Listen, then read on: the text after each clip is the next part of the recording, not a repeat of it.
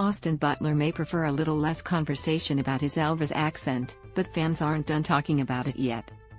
The actor, who recently picked up an Oscar nomination for his role of Elvis Presley in Baz Luhrmann's film, is responding to the continuing buzz over his lingering accent.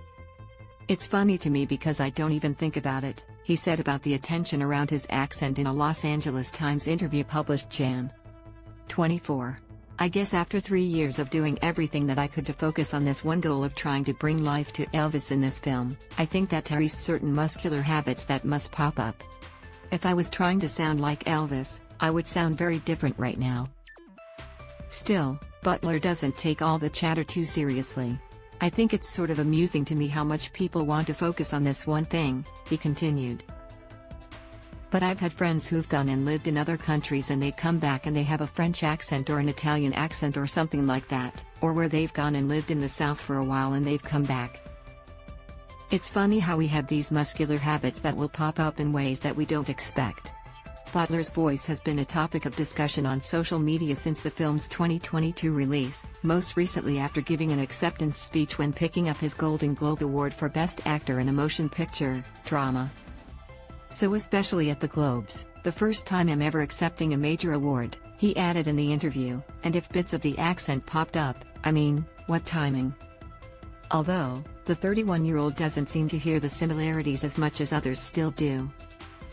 "I don't think I sound like him still," he said backstage in the Golden Globes press room, "but I guess I must because I hear it a lot." To be fair, Butler did put a lot of work into channeling Presley for the role, adding, "I'm sure that there's just pieces of my DNA that'll always be linked in that way." And his singing coach can attest to the effort he put into channeling the king of rock and roll.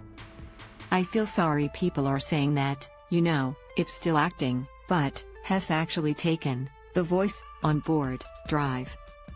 Irene Bartlett told ABC Gold Coast earlier this month, "I don't know how long that will last, or if it's going to be there forever."